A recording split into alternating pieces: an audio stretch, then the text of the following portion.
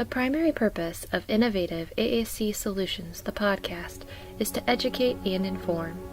The views expressed during all episodes are solely those of the individuals involved and do not constitute educational or medical advice. They are not necessarily the views of Special School District of St. Louis County. Hey guys, welcome back to Innovative AAC Solutions, the podcast. I'm Laura Hayes, joined by the wonderful Cheryl Livingston. I hope that's who you meant. Absolutely.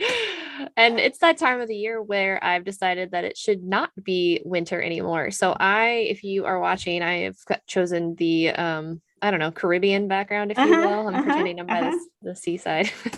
I think we need to do some on-site podcast. Absolutely.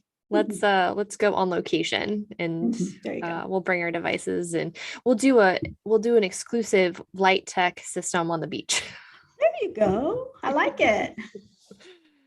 I took last summer, I took Wesley to the Magic House when they brought the beach. I forget what they call it, but they basically bring a bunch of sand to the Magic House and you can pretend like it's a beach. And I brought some low tech and took some videos there. And that just reminds me of using light tech at AC anywhere and everywhere. And it's a thing. We need to do that.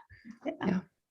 So I am so excited about today's episode, Cheryl. I cannot wait for you and the listeners to hear the interview that I did with Monica Kleekamp. She is a former SSD staff, and she's doing some wonderful things, enriching some wonderful young minds at Maryville University here in St. Louis. But before we jump into our interview, I think you have a new fun find to share. Well, again, I'm realizing that you guys are going to start calling me Cheryl Instagram Livingston. But let me see if I can share my screen. I found this on Instagram, and it was shared by Chickadee AAC Communication Services. And they have a simple graphic that I think is speaking a ton because of the fact that it's so true. And it's something we need to remember. I think we know it, but we sometimes forget. 5 points to remember when your child or your student is learning to communicate with AAC. So number 1, you will communicate using the AAC system more than your child in the beginning. Number 2, your child will press a lot of buttons on their AAC device that appear random. Exploring, it's fun, it's exciting to check it out. Number 3, play with your child and talk about what you are doing using your words on the child's AAC device. So, again, you're just having a little bit of a, sharing opportunity there. Number 4, if your child isn't using their AAC device to communicate in the early stages, they are still learning receptively. And I know, again, a lot of us are, kind of dealing with communication with whether it's our own children or whether it's with our students. But I think sometimes we expect them to express a lot more than what they have been able to receptively take in. So this is a key point that we need to keep in mind for all of our students. And number 5, it will likely take longer than you expect for your child to communicate with their AAC consistently. So I feel like there's a lot of pressure to perform, both with the staff. It's going to be one of those days. Okay. Both with the students and the staff and the adults. And I want us to take the pressure off. I want it to be something that's in the moment. And we are going to make this a fun opportunity, a fun, engaging activity, not work. And I think sometimes work is what the kids are perceiving. So I love this. I love something that we could easily put on a bulletin board and remind everybody. Yeah. And just that idea of before you can show what you have to have that time for natural language to kind of congeal in your system, right? And so that can take longer than what we think. And I think that's the important piece of remembering that even if they aren't using it to tell you what they know, they still might be absorbing it. And so focusing on data that looks at communication partners and modeling and just Are they coming back to the device? Are they coming back to the activity more? What are you seeing that's not necessarily them activating a word on the device? Or in a meaningful way. And also, what do you see on their faces? I remember, as far as just different things and people I've listened to, I want to experience seeing them have a joyful moment, having an aha moment with their system. And it doesn't mean they performed, it just means they went, oh. And I think sometimes we miss those because we're too busy working. Well, okay. They have a lot of good stuff on Chickadee AAC, but this is a gem for sure. I think, again, sometimes it's like, gosh, how do I, find time just to sit and be creative like this? Because they do a great job with it. Well, speaking of doing a great job, I have another awesome resource that I wanted to share with everyone. We've talked once or twice, and off air, we've talked a lot more about the concept of descriptive language and descriptive teaching. Mm-hmm. And so I wanted to share a resource that hits on that note.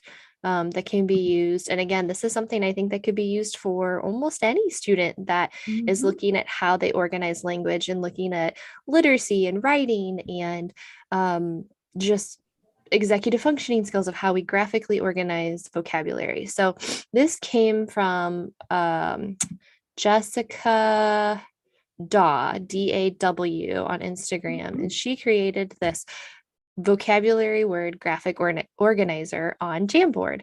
And so if you're listening to this, we'll share this resource in the episode notes, but the page itself has the synonym, the antonym. You can put a picture there. You've got the vocabulary word in the circle, what the meaning is, and using it as an example in a sentence. And then she gives you an example, like the word mm-hmm. effortless. And then she mm-hmm. uses some vocabulary like easy, uncomplicated, painless. But the beauty of this with an AAC device is that you could say something like effortless. What is effortless? Not hard, easy. Mm-hmm. You can use those core vocabulary words to describe mm-hmm. that, so that when that vocabulary word comes up in a passage or in a news to you, like I know you share those news to you resources every week, Cheryl, then everybody on the team already has this, and the student has this graphically organized so that we know what words to target. Well, and could we put then also the picture could be the symbols maybe on their device that you just highlighted in your synonym and your antonym? Yep, exactly. Wow. Or the pathway to get there. Yeah, right? The pathway to get there. Yeah. But the idea, so again, the electronic format of this allows us to then upload and to copy and paste, right, to put it in there. So mm-hmm. Mm-hmm. Cool. And it's something that you could do as a pre-mac to the lesson itself with the team and everybody could have it, or you could do it with the student, which mm-hmm. is so engaging for some of our students that they're in control of that. So you have the option to add images on the side. You can add these sticky notes. So you can put in the text on the sticky notes, whatever your fancy is. So there's just a lot of options. And well, like you said, so many students would benefit from this. This isn't, like I consider them my kids, our kids, I'll share them with you. But all of our students, I mean, I'm just thinking, I wish I had had something like this back in the early 1900s when I was in school. 100%. Okay. Yep. Cool. So we'll put that in the episode notes. Definitely check it out. Yeah. Yes. So back to school, right? Well, you just mentioned going back to school. I don't want to give away 100 years ago. The answer is 100 years ago. I don't want to give away. This was a tablet, Laura, back when I was in school. like a and I don't mean the tablet like today. No, yeah. Like stone. I'm talking chisel. Yeah. Rosetta. I accused Pompon when I went back for a transcript that they're going to have to go find the tablet, the stone tablet, to get my transcript. So yes, sure. Mine wasn't that long ago, but it's so funny. We're talking about back to school because one of my SLPs just said, "Hey, what do you think would be on the praxis for augmentative communication?" And I said, "I have no idea. I have no idea. Your guess is." The fact that it's electronic now blows my mind. Yeah, I don't know. Right, yeah. And you get the. Would you love to see it? Ooh, that's a good question. Yeah. So that's a question that I'm going to be translating over to our interviewee this week, Monica Kleekamp, PhD, CCC-SLP, who comes to us from Maryville University. And we had a chance to sit down with her. because she's an SLP and because I know her quite well, we could talk for days. We've shortened this one. We couldn't shorten it enough, so it's going to be a part 1 and part 2. Yeah. I love it though. That means it's good. Yes. And there's so many just little words of wisdom that she has. And even if you feel like, Cheryl and I, where you haven't been to school in a really long time, and what does it look like now, and where is it going? And what about those of us who are like, AAC is foreign to me, or I never got a class in it, and how do I continue to learn about all that I need to know in the world of AAC? So we're going to touch on all of those things and more. So I hope you enjoy. Just sit back, relax, have a cup of coffee or tea or whatever your fancy of drink is, and take a listen to our interview with Monica Kleekamp.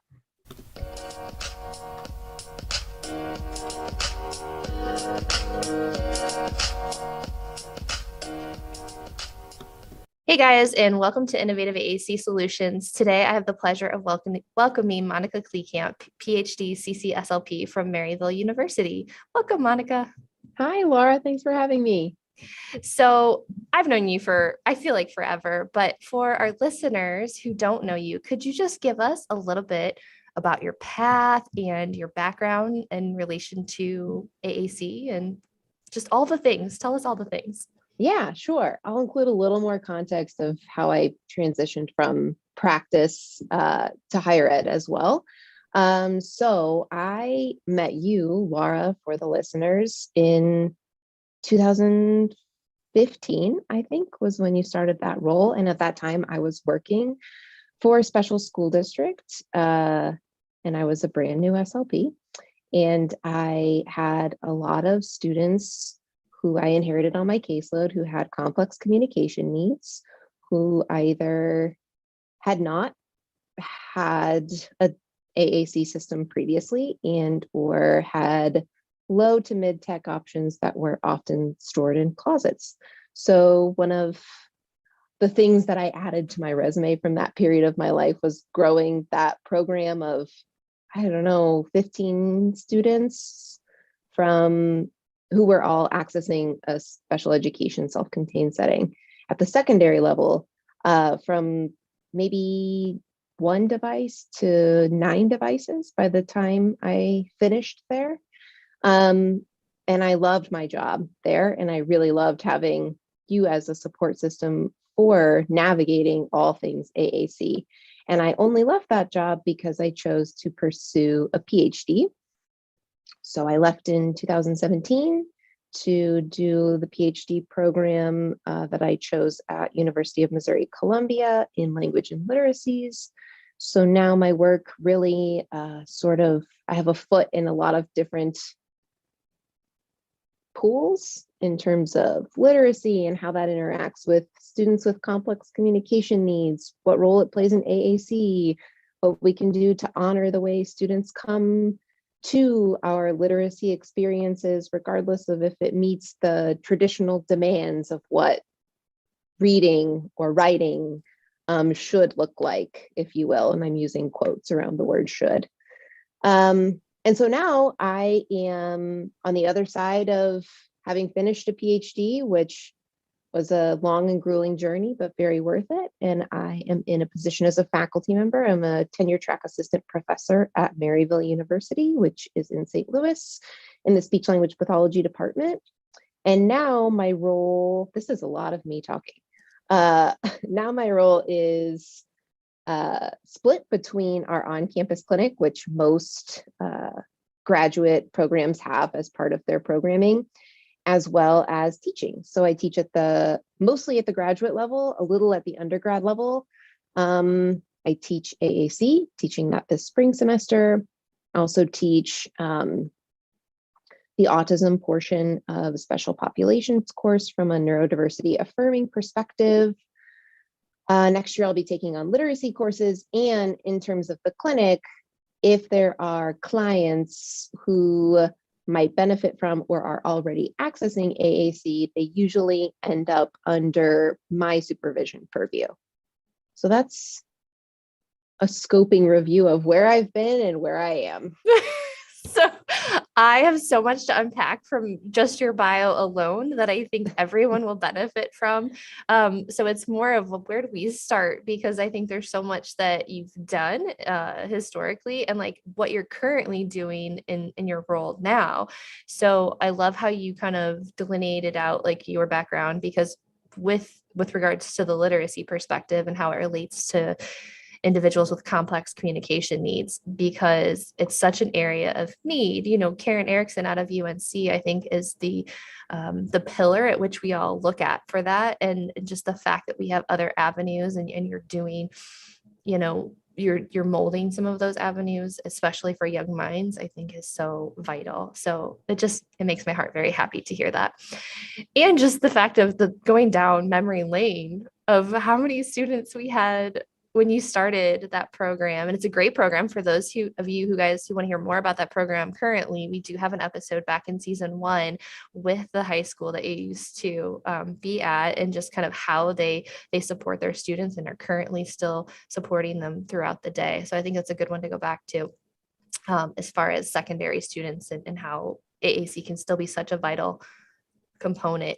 To tell the listeners, let's jump into that for a second, because I think there's this big misnomer of you might be too old for AAC, or we've already tried that and it didn't work, so we're just gonna do what we need to do to get by. How do you feel like that changed and shifted within your time kind of at the high school? Yeah, I will give an example at the high school, and then I'll talk about a current client who we just started utilizing AAC, and she is 38 years old, and it's her first device, and she's making leaps and bounds. I think that one of the biggest shifts I had to support professionals in that building with was recognizing why AAC is important and why a student who is non-speaking or has complex communication needs, including significant intelligibility issues, might be demonstrating some behaviors that you're perceiving, that one might perceive as challenging or undesirable as a result of not having access to a common mode of communication to not just express wants and needs, but to protest and to exhibit autonomy through something that they haven't had access to before. So I'll give a specific example.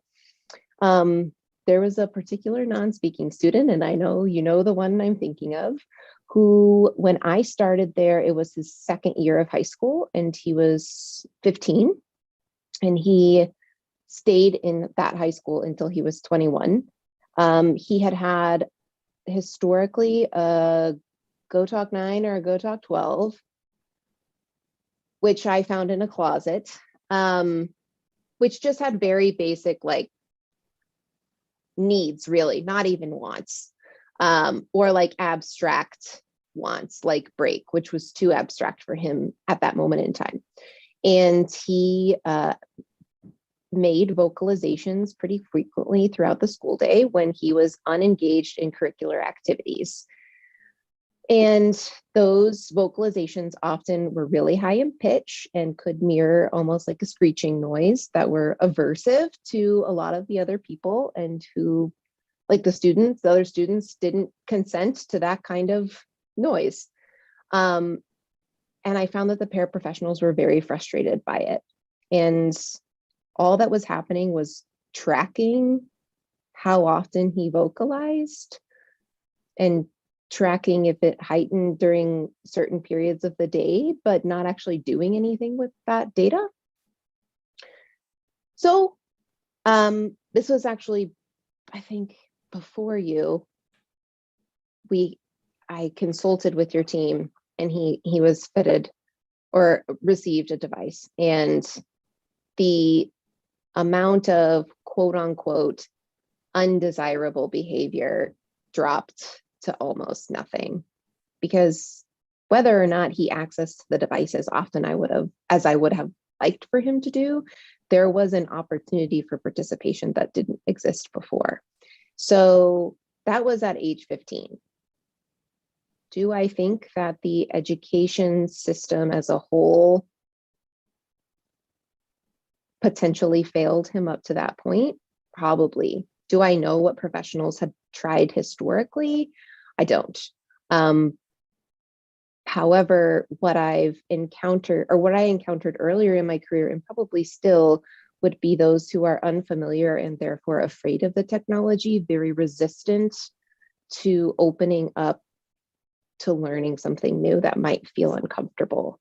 But personally, from an advocacy standpoint, I have to find ways in, like I know you always are, Laura. I have seen you pivot in meetings so hard to try to say all the positive things that people are doing, even if they're not doing that many positive things, to get to a place of let's just try this. Let's see what it might mean.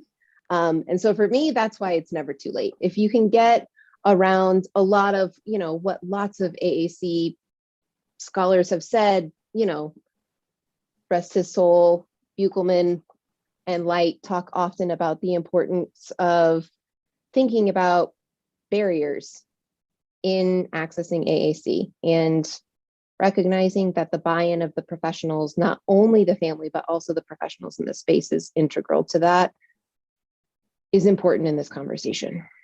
Yeah, and I think the piece that I hear you saying too is just this shift in thinking, right? If we take the data because we see these undesirable behaviors or these vocalizations, and we don't recognize that that is a form of universal communication, and we say because they have these undesirable behaviors, then they don't qualify, quote unquote, for a system because they're just not ready, then we've set them up, we've devalued their need for language and communication, when in fact, if we shift our thinking and say that's a form of communication, can we present them with symbolic communication to give them meaning behind the gesture, behind the communication that they're showing us?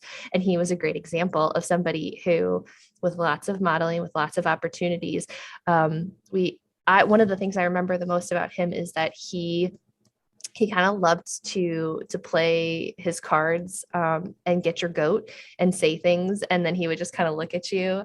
And so we found out he had this great sense of humor, and that he loved his dad, he loved his family, and loved to talk about his family. It wasn't always on topic, right? But sometimes the things we're most passionate about, we find a chance to bring up. So he's one who I definitely feel like we made a huge impact on. But you were mentioning a 38-year-old that you're working with now. So let's dive into that. Yeah. So I think what I'm hearing you say is something that's also heavily in the scholarship of disability scholars, which also pops up all over AAC research, which is what it means to presume competence, that regardless of age, regardless of what communication, regardless of modality, we presume competence in the person with whom we're interacting. And so that is a good tie-in to this current client who was brand new to the clinic this spring. I have not a lot of information on her K-12 educational experience because she's 38 now.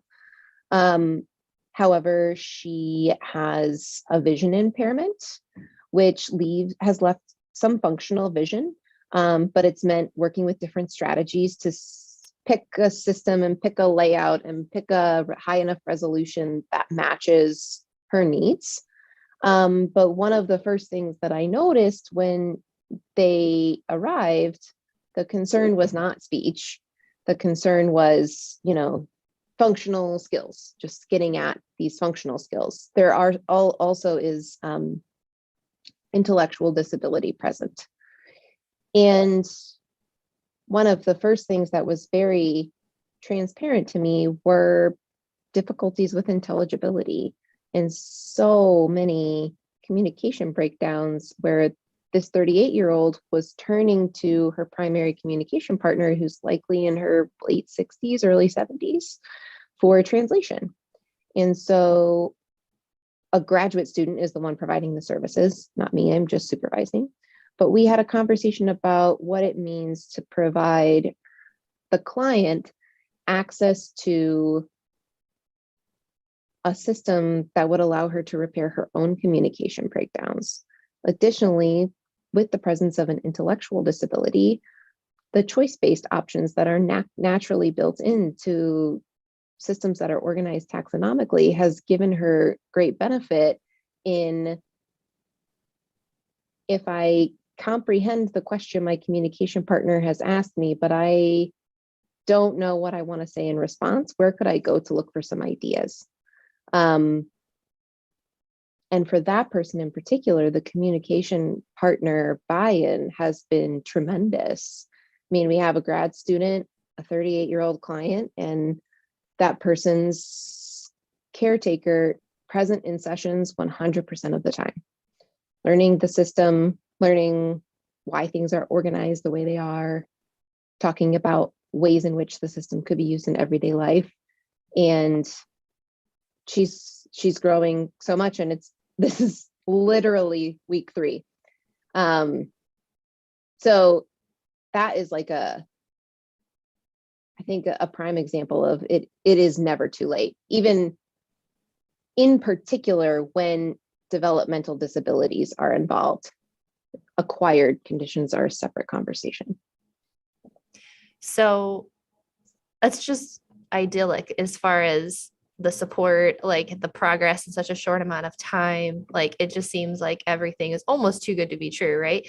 Are there situations you've seen now in the clinic, or historically in the past, even as far as that communication partner buy-in being so vital, and if it is or is not present? Yes, something that's been interesting transitioning to higher education and having a university clinic which offers free therapy is the number of clients with developmental disabilities who've come onto my caseload who have just exited the school system. And I'm seeing a lot of device abandonment once that happens. And primarily the 2 people individual that I'm in particular that I'm thinking of, both happen to have Down syndrome, both happen to be 22 to 23 years of age.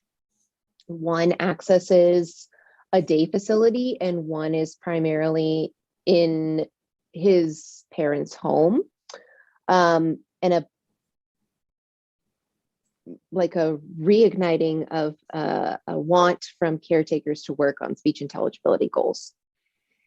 And sometimes it takes some digging, because my first inclination is, why didn't his SLPs in the school system, or her SLPs in the school system, or their SLPs in the school system think about this? And why isn't there a device? But I'm often digging deeper and coming to find out that there was, or that there is. And then it's been pushed to the side. And so for one, I've at least gotten it back out and we're working on some goals. For the other, it's not a want. And there's in terms of the client or the caretaker. So that becomes really challenging in terms of legitimate limitations that we can reach in terms of speech intelligibility, and navigating those conversations around how this currently looks, how it might not look different in the future in terms of intelligibility, and what it means for the role of AAC. So that's a lot of keeping me up at night on re-entering those conversations that I'm sure that these caretakers or communication partners have had many times before. And I'm sure we talked about this in the past historically, that just those are some of the hardest kids, because they do have some functional articulation that especially familiar communication partners do understand. So they're getting that feedback of, yes, I hear you. Yes, I acknowledge you. Yes, I understand you. However, when they go out into the big bad world and they've got all these other demands and unfamiliar communication partners listening to them, there's so many communication breakdowns, and it just drives in that piece of how do they feel tied? Where's that self-advocacy piece? Do they have a reason? Do they understand the purpose? Do they understand the need? of a device. And because eventually it's got to be an internal intrinsic motivation for using something supportive to repair a breakdown. And have we driven that piece home, or have we just said, well, we understand them well enough and they don't really like the device, so we're going to push it to the side and focus on other things? Because you and I know, especially working in secondary, there are so many things that we want to work on. They do need all of these autonomous skills for other areas of their life driven home too. And I think that it just keeps, the thing that keeps coming to me and how to broach this topic is so sensitive, especially when we're talking about someone with an intellectual disability who's now a young adult or approaching middle-aged adult, who has primarily or only had the same caregiver or parent with them, and what it means to broach the topic of, and you will not always be this person's caregiver. And so if we don't set up strategies in place for communication to still occur, what does that mean for the quality of life of the individual? And that is a very sensitive topic, and one that can only, I think, really be had with a tremendous amount of rapport building and trust between therapist and client. And frankly, just having a client twice a week, also on telepractice with people I don't really know, who am I to say that to them? Right. And again, you're a little more removed these days being the supervisor. So you're asking a graduate clinician to kind of gently tippy toe into the water, and then hopefully dive into the water of having some of these navigational conversations with families, and what's the big picture and how do we move forward. So I commend you for that, because it is knowing that removed position, it is not an easy feat. No, and the clinicians are usually like, how about you tell them about that? So they usually shy way away from that. But then to your point, like, who am I? I've just been watching in the background. I haven't actually been building a relationship with this client on a session by session basis. So it increases the complexity. So let's dive into clinic these days, because I remember, I'm not going to give away my age. I won't give away your age either. But like back when we were in university, I had one patient / client that I worked with at the time who, one had an acquired language disorder who did not have a device. We worked on other aphasic techniques and strategies because I was, little clinician who didn't know any better. And then I had one who I had to request who had a diagnosis of autism, who we had just started picture exchange communication systems with. And I had to start that from the ground up, because even my supervisor didn't know what that was. So rather than diving into PECs and going down that topic, can we just speak in general about how has that shifted? Like, what was your experience as a clinician? Did you have AAC? I know you supervise a lot of AAC clients now. What does that look like? What does that shift look like? So one of the reasons this is my first year at Maryville. So therefore I was a candidate last year for this position. And one of the reasons that I was a good fit for the position was AAC. So I don't think that any of the faculty here would have a problem with me saying that the AAC side of the speech and language clinic needed some love. So that's been part of my role. As a student myself, if I look back to my time in the university clinic, as a student, zero. I had zero AAC anything. If I think about my externships, also no. If I think back on my externships and consider clients who may have benefited, definitely yes. I think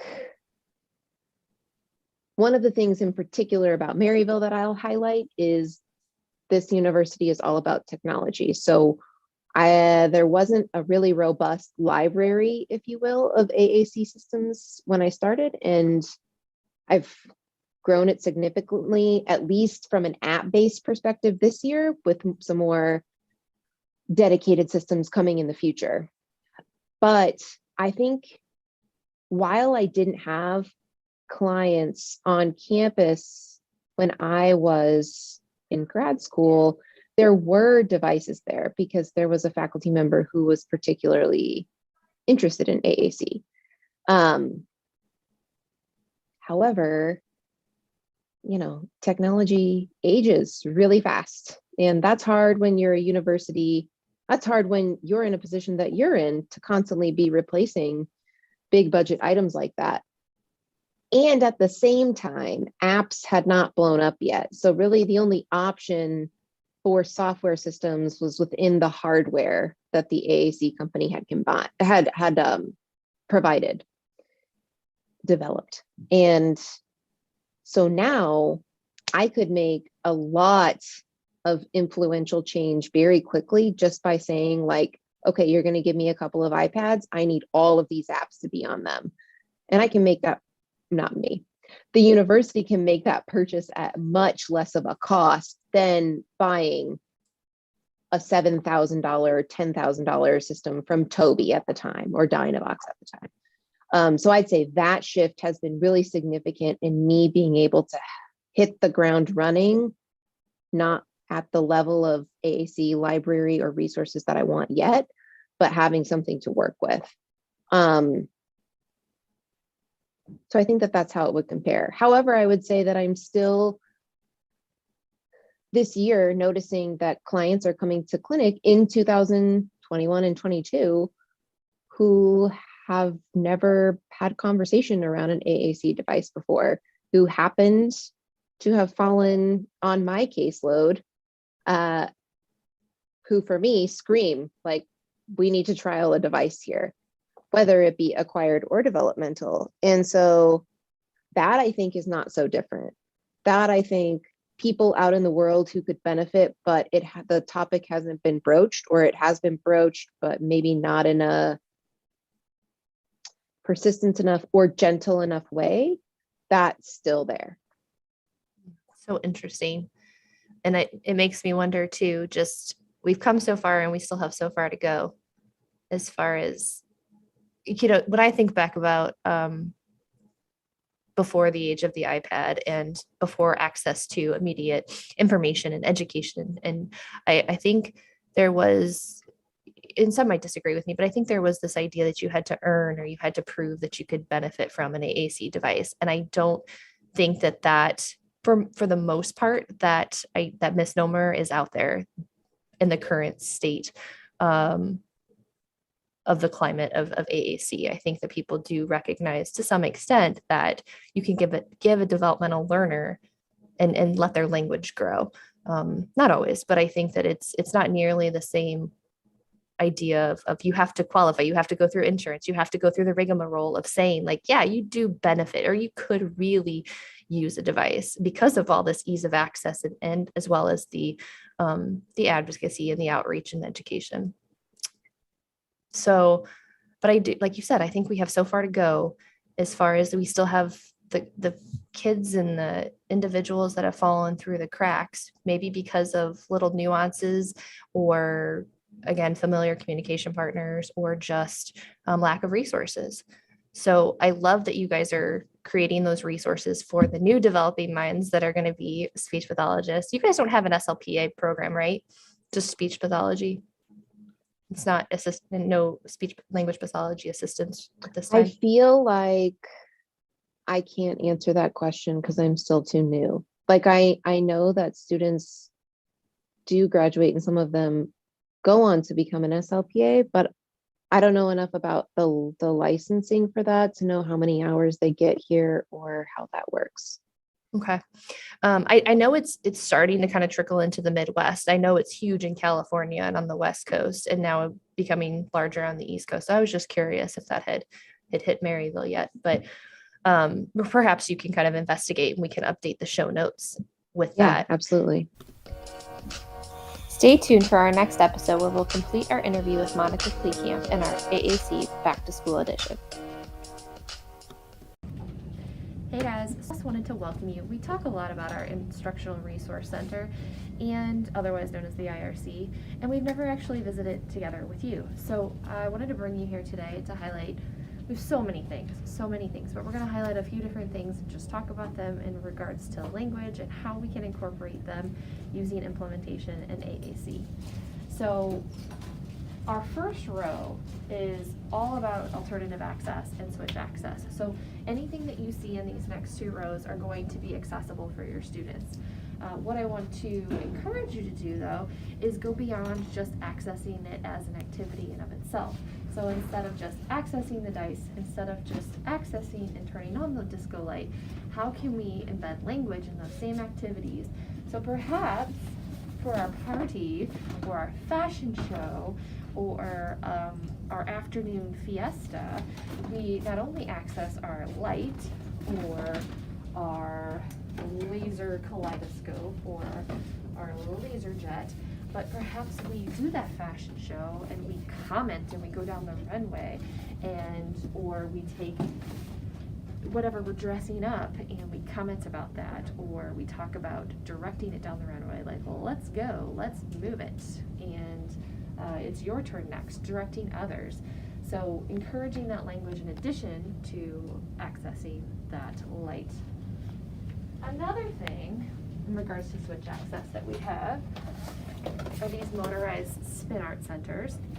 And this is a really great emergent writing activity. So how can we access it with alternative access and still draw, have some representation, and then maybe talk about it? We've got all kinds here. So crazy art, toys to grow on.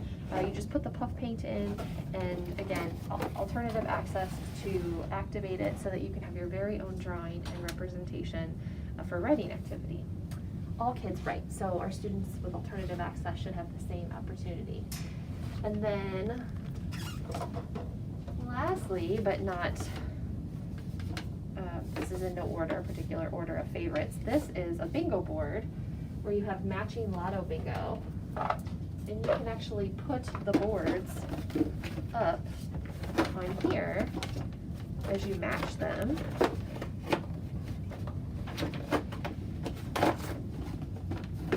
And you can shout bingo when you get one that when you get 3 in a row or you fill your board up. But we could go beyond that too, right? We could print off using lesson picks or board maker. We can actually print off our own bingo boards using the child's vocabulary system, and they can be practicing playing bingo and still practicing finding vocabulary and saying vocabulary on their devices to match for the game.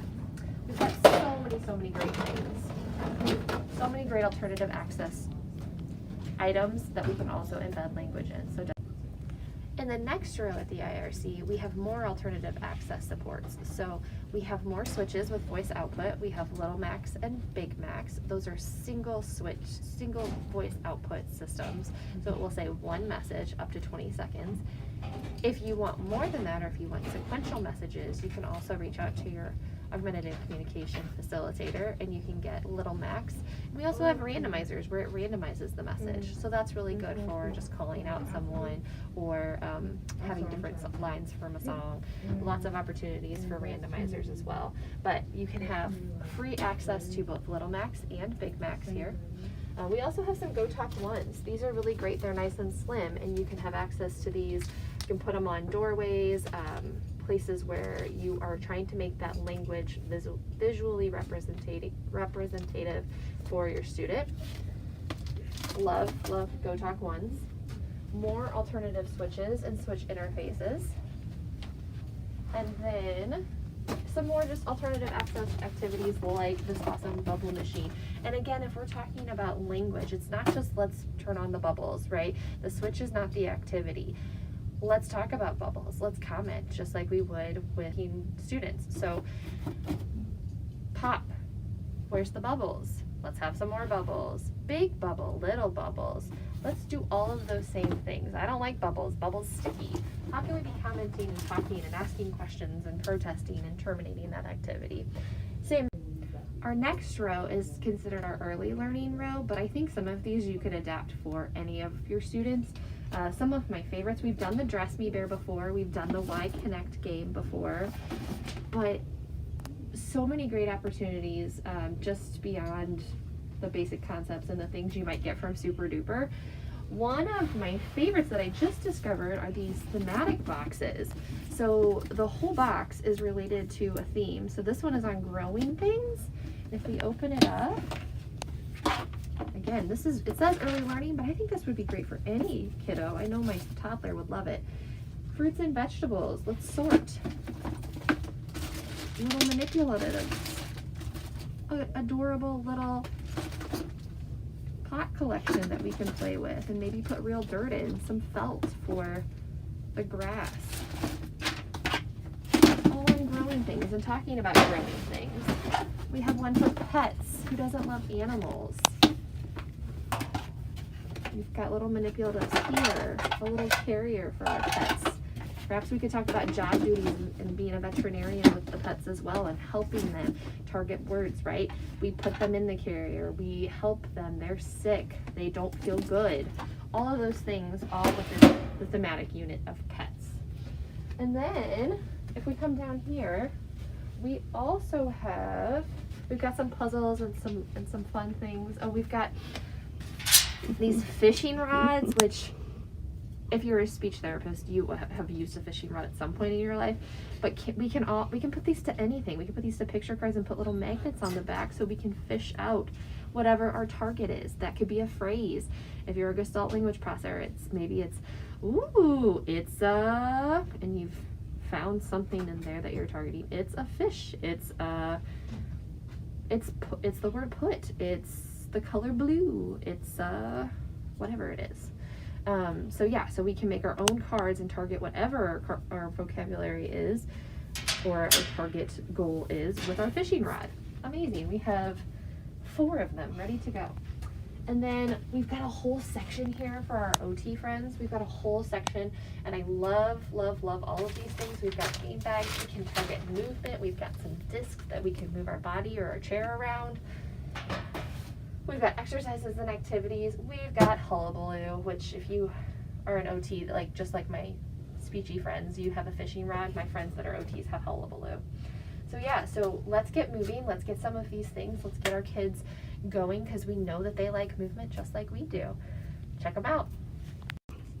So the next row that we have here at the IRC is our literacy row, and it's personal bias. It's my favorite row because I love literacy, and we want to be giving our emergent literacy learners, we want to be giving them those same opportunities that our traditional or conventional literacy learners are having. So alternative access, right? Alternate pencils, as long as you're offering all 26 letters of the alphabet in some capacity, you're offering an alternative keyboard. So one of the examples that we have are magnetic letters. We've got uppercase in here and lowercase. We've got a whole box. You gotta be careful, we're not putting these in our mouth, but we could string things together. We've got some block beads here. Magnetic fun with early letters.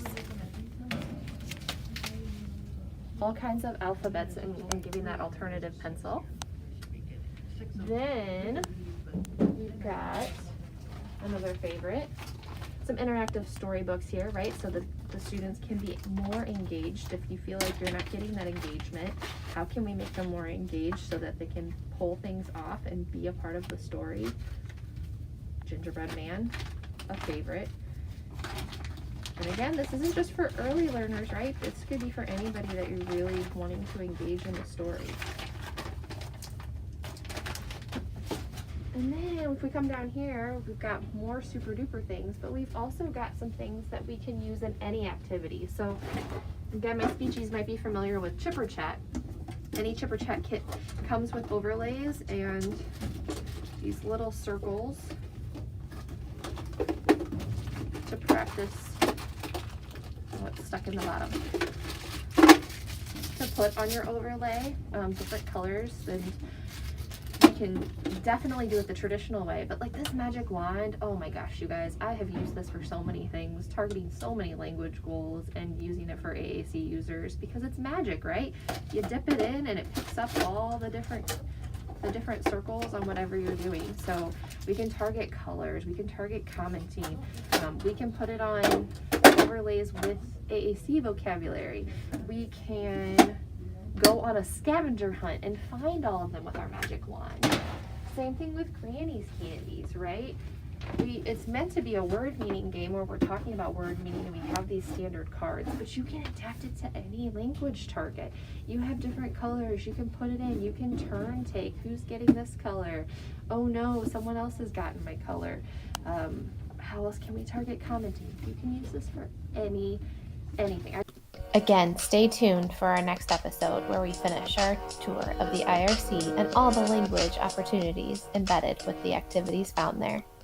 Hi guys, Cheryl Livingston. Today's session, we talked with somebody who's helping to train new speech language pathologists. And I know all of us remember that time that, we went through either training for speech pathology or whatever you're doing now or whatever you hope to be doing in the future. And it's a lot and it's hard. It's a lot of information that you're trying to keep up with and it keeps changing. So again, take it from me, somebody who's been around forever, that you're learning something new every day. So what I want to find are places that I can go and see a lot of information easily. And I have found one that I want to share with you. So I'm going to share my screen. And this is a Wakelet that was shared by Nicholas Ford. And his site is called AAC Tips, Tricks, and Tools. And he also has an Instagram page with that same name. And the idea of the Wakelet was he's collecting pieces from all over, and he's trying to make it easy for us just to go and have those at our fingertips. So when I go to his site and I scroll down, then there's all kinds of headings, things that deal with devices, resources for different languages, merchandise. Because he's covered a huge range of things.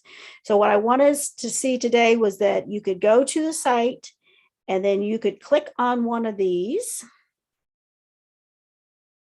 And let's pick one that's kind of more fun. I like handouts and posters. These are things you could share with people in your settings and on your teams. So then you scroll down and he's got then the links to all of these sites that have created information to share. Okay.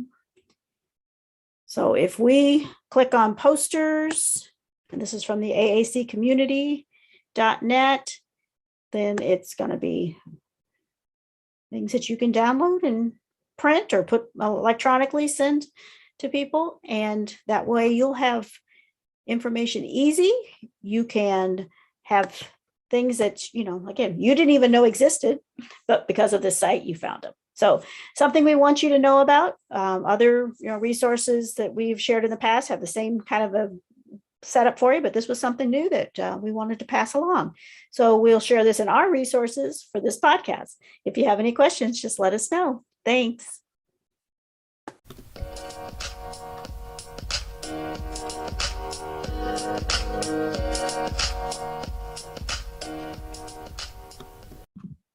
Okay, Cheryl, you ready to go back to school? I am. I'm a lifelong learner. I definitely want to, wallpaper my walls with degrees, but I can't afford it. So yes, I'm going to do it via podcast, webinars, readings, books. So yes, I would love to go back to school. I don't want to take the test. I just want the information. Well, and we always talk about how we're always constantly learning new things, right? Because everything is always changing. You're never done. Yeah. By the time you get a diploma, then you need another one for all the new things that you're learning. And we know we left you on a cliffhanger. So we will be back in 2 weeks. We will be back in 2 weeks for the next episode, and we will give you guys the remainder of our interview with Monica because we have some more little gems to share. But for Innovative AAC Solutions, I'm Laura Hayes. And I'm Cheryl Livingston. Have a great week ahead.